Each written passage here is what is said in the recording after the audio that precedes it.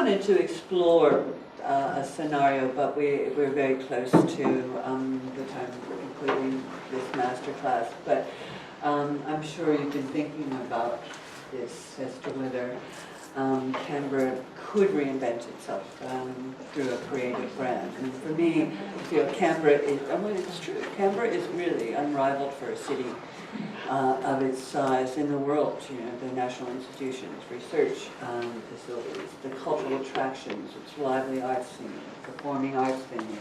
Try to tell anybody else that. Yes. I'm gonna laugh at you. But I mean, that's what we have. I mean, we have all the ingredients there. So what might be the recipe for a creative brand? So maybe if you comment. I'm just going to say something briefly because this is not my area of expertise, and I see, and it will be something negative because of that. I see a real problem because a lot of what's good about Canberra is too subtle. There's that extraordinary variety, and there's that sectorisation, so the people who go to art galleries don't go to concerts, don't go to dance, don't go, and you were talking about that sectorisation extending perhaps into the embassies and into certain other sectors, and so I see quite a problem because of the variety, the subtlety of what goes on in Canberra, and the sectorisation. So I will shut up now, I swear. We're progressing all the time.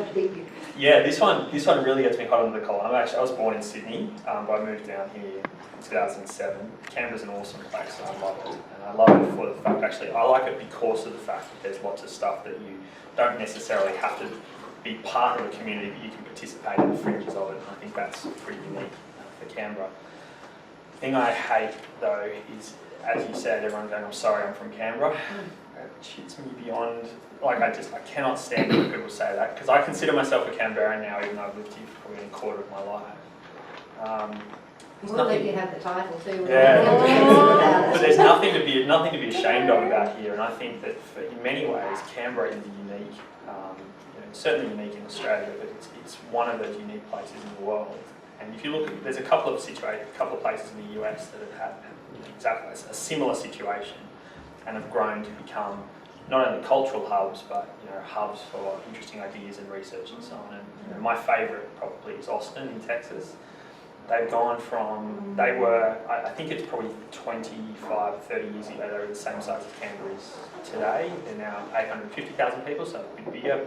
Same world-class institution, so the University of Texas at Austin there, compared, so there's equivalent things. They have a bit of tech culture around it. And now they hold a huge tech conference in March called Southwest, and they hold a huge music festival, Austin City Limits.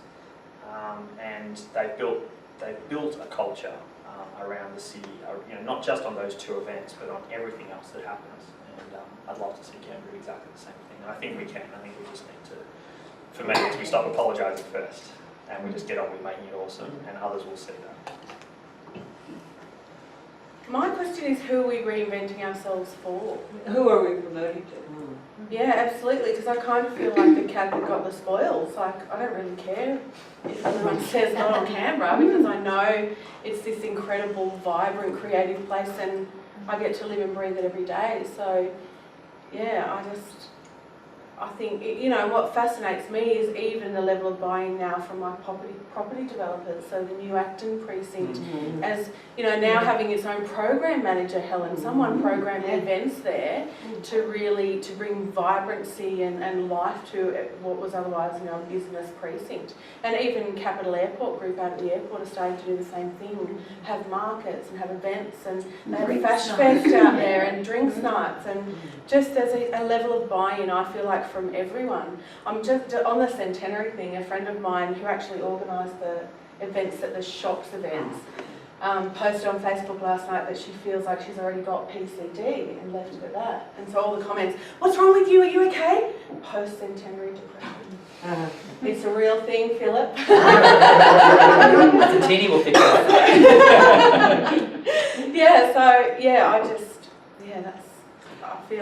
I feel like what more is there? Like, who are we reinventing ourselves for? A national, international audience with the Austin thing? What was their view? What were they trying to do? Or is it for the people of the city? Yeah, I don't think it didn't start as an outward-looking thing. I think they're actually, I mean, although they now have a huge international focus to some extent, because the reach is significant, it was, for both those main festivals they run, they were started as things that were For the people of the For the city. people of And the then city. everyone caught on. So we're just waiting for the Because rest of I Australia to lied. catch on. I lied when I said I was going to shut up. In 2000, Singapore, which previously had the title of the most boring city in the world, the National Arts Council of Singapore brought out a strategic arts plan called Renaissance City, which is the best strategic arts plan I've ever read in my life. Now, a bit of a difference, they had money to back it. They said, look, we've done business, we've done that, right,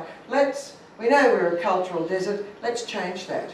So it was targeted. They said, okay, let's use Melbourne as our model. We'll analyse it and find out what makes it tick, how many galleries it's got, how many what makes it a good city.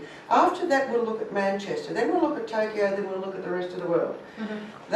I'll give you just one example of what they did, and they did a lot of stuff, and it's worked, it's been sensational, is they renovated a whole section of the city, the old Chinese houses, and let them out to arts organisations for 1/10 the commercial costs. Yeah. And in doing so, they have created an arts precinct in the city.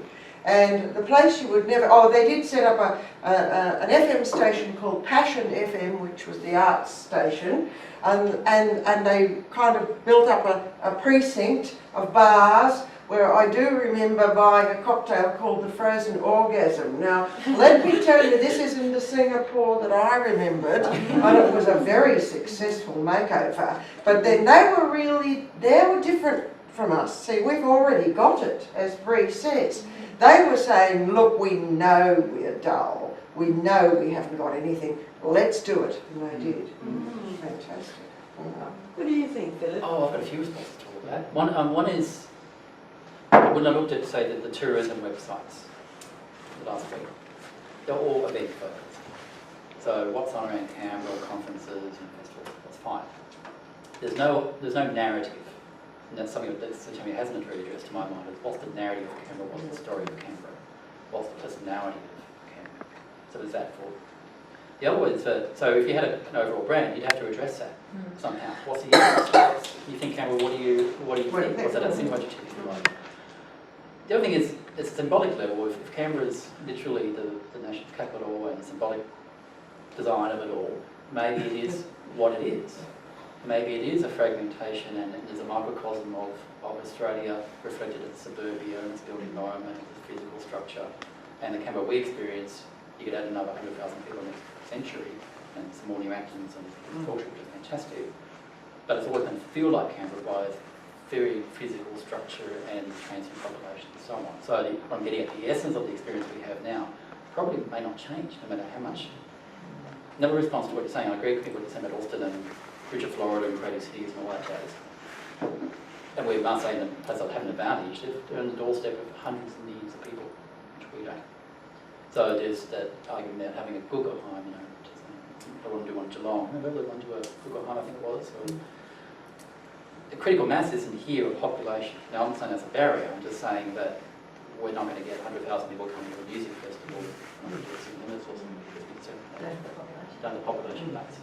Yeah, there could be some natural, what I'm getting at is there could be some natural limits to how far we can take it. And I agree with you, to that, with someone who says they're cool are not cool, right? Someone says they're great in bed, you don't believe them, you might say ex-girlfriend. So, oh, apparently. So for us to go around going, we're fabulous, here she comes, spend a weekend with us, reeks of insecurity to one. You need to remind people what's happening, what's going on. I think we just be quietly get on with it. That we might take. And Paul Daly in his Canberra book said, well, let's keep the secret to ourselves. Did you think? I think what we need to do is start creating more links between what we've got. Yeah. Because we've got all these great things, but people in Tuggeranong don't know what's going on in Belconnen, and there are art centres, but we could do mass marketing for all the art centres. Absolutely. And And that would save us Narrative. administratively, but it would also mean that people go from one place to the next. Yeah. I used to roll my eyes, Sorry, so I but- worked in the sports industry, and I always used to say, oh, how can't believe they're getting this amount of funding, you know, they've been over backwards with sport. And people will go watch a sporting event in Canberra and ride their bikes or whatever, and I used to go, oh, why don't they put some of it into science or some of it into arts? And the person I was talking to said, Kelly, go and have a look at the budget. Arts gets far more funding than anything else. It's just that it's so segmented and doesn't use its funding as a package. I'm a bit, And but went, I worry. But I had a look and it does. I remember when Arts ACT tried to get everybody to share their photocopiers, there was nearly bloodshed over it. I'm not going to take my photocopier away. They can have ours. There's no asset register. Everybody has the same thing. We all have our own lectern, we all have our own an announcement system, and we don't share them. So we all have to put out. But as an interesting observation on the positive spin that we could get out of the centenary to counteract, it was at PCD. I'd really like the centenary to put aside all their hubris and hyperbole and actually tell us what they could have done better, where they went wrong. I mean, they have done some fabulous things, but... What stands out in your mind? Okay, I was involved with a number of centenary events, and one of them was a big conference at the National Gallery in May, and I had people ringing me before Christmas last year saying, oh, all of those hotels you've recommended to us, they're full. I said, no, they're not. And you'd go onto their website and you try and book in for May, 5 months hence, it would say, whatever the thing was, it either said sold or it said update available, and you'd have to ring them because they hadn't decided on their prices for 2013, so there were no prices on the website. So I think it's not just the arts kind of packaging, it's No. also working with tourism Yeah. and the other, tourism being very important. And there were some events that were never going to appeal to people outside of Canberra. They were very Canberra specific.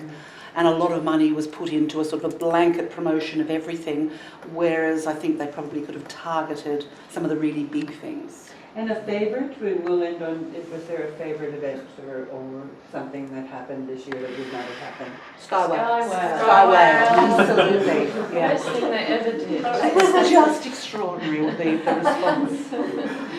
It got people's pulses going. I love the next Everyone's passionate about something. If only we could have it here more often.